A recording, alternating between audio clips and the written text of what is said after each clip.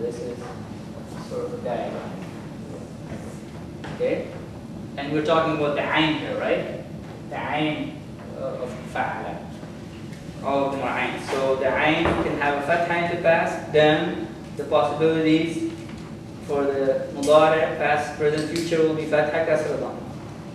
Kasra, fatha, kasra. Dhamma, only dhamma. And you know these are the only things that change. Nothing else changes, right? The fa and the lam in past will always have a fatha. Remember, sami'a, daraba, nasar, all of them, the beginning and the end, always will have a fatha. And the future also, nothing will change except the ayn. The ayn can have fatha, kasra, or dhamma, and that's the only thing that will change.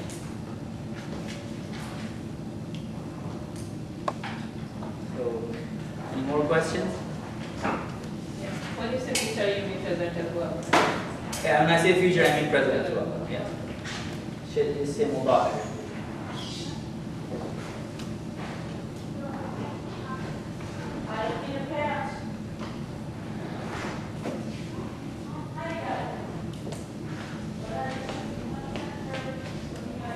Okay, so now we can move on.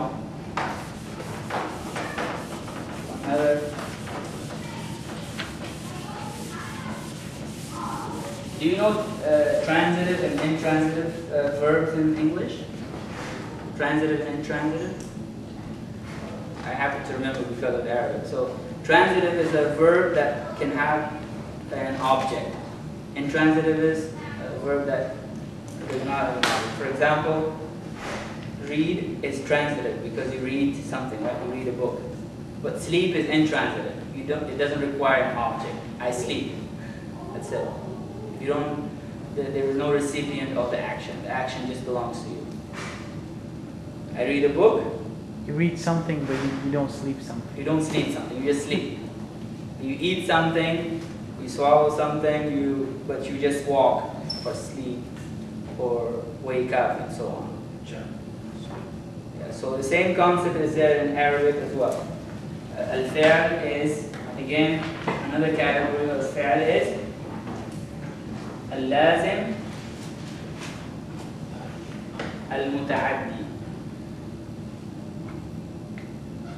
Lazim, al-muta'addi. Okay, al-lazim means Transit. intransitive. Intransitive, and al-muta'addi means transitive.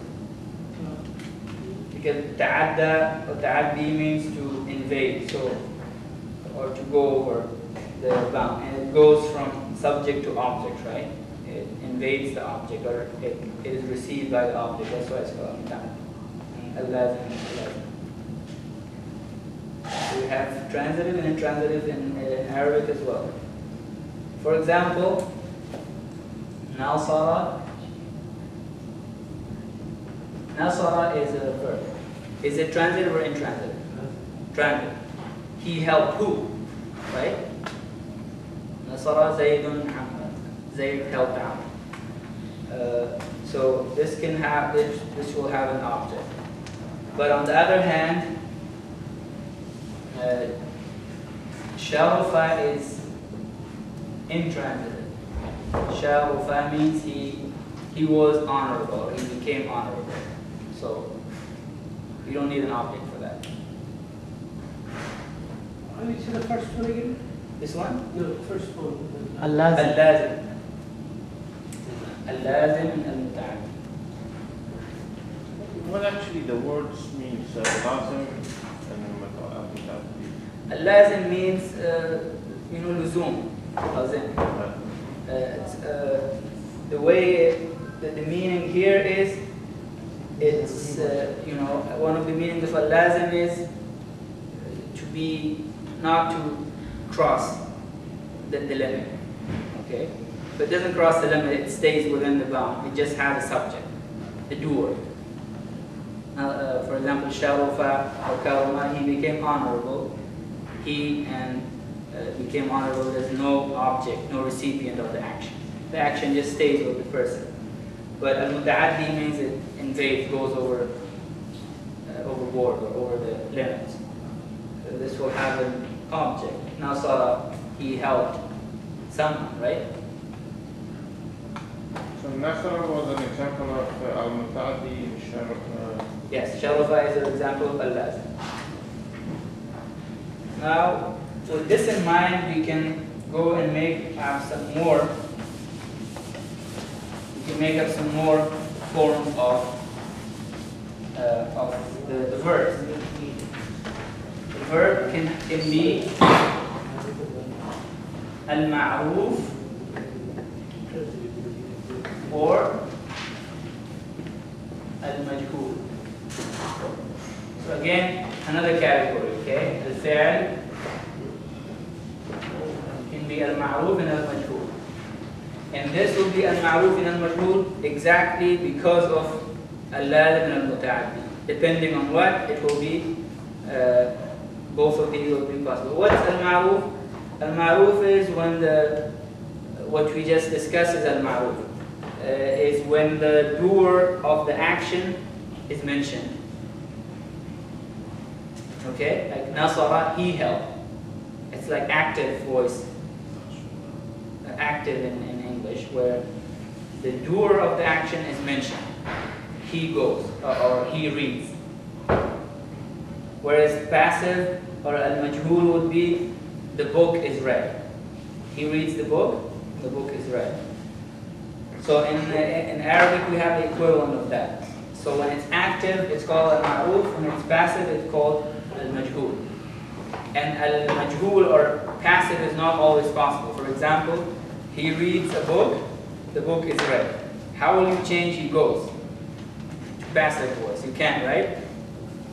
Can you change that? Because it doesn't have an object, right? He goes, or he sleeps. You cannot, since it doesn't have an object, you cannot change it to, since it's intransitive, right? He goes. He goes is intransitive. You will not be able to change it around. Okay, let's he reads book. Okay, this is subject, right? This is the verb.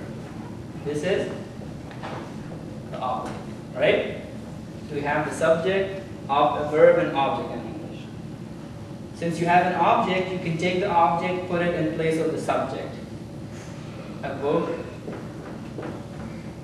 is read, right? Without even mentioning the subject that was mentioned in the first sentence. You can say by him, right? But that's optional. So this is what happens in Arabic as well, where you take the object and put it in place of the subject. But it's very simple in Arabic because you just have to change some fatha and kasra around, and you don't have to do much more. In English, it's more difficult actually. One of the most difficult things to learn in English for those for whom it's the second language, for me at least, it was this concept of changing voices, right, from active to passive and knowing the difference and so on. But in Arabic, it's very simple. So, for example, the word karuma. Karuma. What would be? This is the al-ma'ruf.